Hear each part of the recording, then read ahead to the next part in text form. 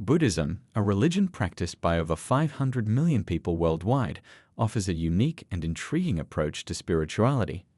At its core, Buddhism teaches the Four Noble Truths: the truth of suffering, the truth of the cause of suffering, the truth of the end of suffering, and the truth of the path that leads to the end of suffering. In many religions, the concept of God plays a central role, often seen as the creator, sustainer, and judge of the universe. But Buddhism takes a different path. In this video, we'll delve into the reasons why Buddhists reject the concept of God. From the concept of no self to the problem of suffering, we'll explore the key factors that lead Buddhists to a godless yet profound spiritual practice. So, let's dive in and discover the intriguing reasons behind Buddhism's rejection of God. This introduction sets the stage for the video, providing a brief overview of Buddhism and its core beliefs, highlighting the contrast with other religions that emphasize the concept of God, and previewing the main topic of the video. In Buddhism, the concept of anatman, or no self, is a fundamental teaching that challenges our conventional understanding of identity and reality.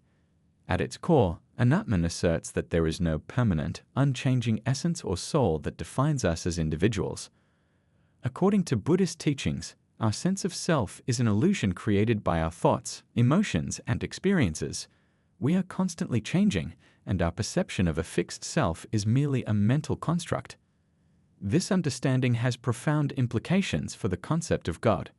If there is no permanent self, then it's difficult to conceive of a permanent, unchanging God who created and sustains us. The idea of a static God contradicts the dynamic, ever-changing nature of reality. In Buddhism, the rejection of a permanent self and a permanent God are intimately connected. By letting go of the notion of a fixed self, Buddhists also let go of the need for a creator God. Instead, they focus on the present moment, understanding that our experiences and perceptions are constantly shifting. This perspective allows Buddhists to cultivate a sense of freedom and responsibility, unencumbered by the idea of a divine authority. In essence, the concept of no self undermines the foundation for a God who is seen as the ultimate source of identity and meaning. By embracing the impermanent and ever-changing nature of reality, Buddhists find liberation from the constraints of a fixed self and a fixed God. This section explains the Buddhist concept of anatman, or no self, highlighting its implications for the rejection of a permanent, unchanging God. It shows how the understanding of a dynamic, ever-changing reality leads Buddhists to focus on the present moment and cultivate a sense of freedom and responsibility. Suffering is an inherent part of the human experience. We all face pain, loss, and hardship at some point in our lives. This raises a profound question: why does suffering exist? In many religions, the concept of God is often tied to the problem of suffering. If God is all-powerful, all-knowing, and all-good, why does suffering persist? Buddhism approaches this question in a unique way. Rather than attributing suffering to a divine plan or testing, Buddhism teaches that suffering arises from our own actions and ignorance. The First Noble Truth states that suffering is an inherent part of life, but it's not caused by a divine force. The Buddhist concept of dukkha, suffering or dissatisfaction, is rooted in our craving, aversion, and ignorance. We suffer because we cling to things that are impermanent and unreliable. We suffer because we resist change and cling to our ego. The concept of God might be seen as incompatible with the existence of suffering because it raises questions about God's benevolence and omnipotence. If God is all-powerful, why can't God prevent suffering? If God is all-knowing, why did God create a world where suffering is inevitable? In Buddhism, the existence of suffering is not a problem to be solved by a divine force, but a reality to be understood and addressed through our own actions. By acknowledging the causes of suffering and working to overcome them, Buddhists find a path to liberation from suffering without relying on a divine intervention. In this sense, the concept of God might even be seen as a hindrance to addressing suffering, as it can create a sense of dependency on a higher power rather than encouraging personal responsibility and agency. This section discusses how Buddhism addresses the problem of suffering, highlighting the role of human actions and ignorance in creating suffering.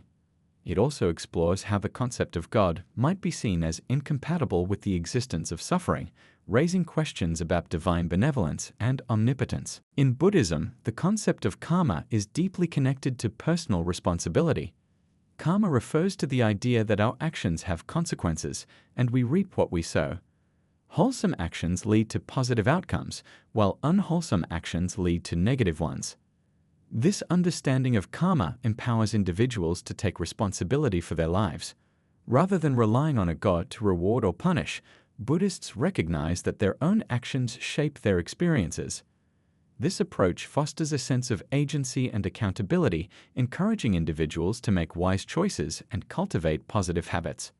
The rejection of a god who rewards or punishes is closely tied to this concept of karma. If our actions have consequences and we are responsible for our own lives, then there is no need for a divine judge. Instead, Buddhists focus on developing mindfulness, wisdom, and compassion to navigate life's challenges. Buddhism's approach to spirituality is often described as the middle way. This path rejects extremes, avoiding the poles of indulgence and asceticism, eternalism, and nihilism. In the context of God, the middle way means rejecting both the idea of a permanent, unchanging God and the idea of a complete absence of meaning or purpose. Instead, Buddhists find meaning in the present moment, in the interconnectedness of all phenomena, and in the cultivation of wisdom and compassion. The middle way also rejects the idea of a God who is either completely involved in the world or completely detached. Buddhists recognize that reality is complex, nuanced, and constantly changing. By embracing this complexity, they find a path that avoids dogma and rigidity, instead embracing the fluidity and uncertainty of life. These sections explain the Buddhist concepts of karma and personal responsibility, highlighting the importance of individual agency and accountability. They'd also discuss the middle way, a path that rejects extremes, including the concept of God, and instead finds meaning in the present moment and the cultivation of wisdom and compassion. In conclusion, Buddhism rejects the concept of God due to its understanding of the impermanent and ever-changing nature of reality, the problem of suffering, the importance of personal responsibility through karma, and the middle way approach that avoids extremes. Buddhism's rejection of God is not a denial of the sacred or the mysterious, but rather a recognition that true liberation and meaning can be found within ourselves and in the present moment. By letting go of the idea of a permanent, unchanging God, Buddhists are free to explore the complexities of existence, cultivate wisdom and compassion, and find peace in the midst of uncertainty. This belief is significant in Buddhism because it empowers individuals to take responsibility for their own lives, to cultivate mindfulness and wisdom, and to find meaning in the present moment.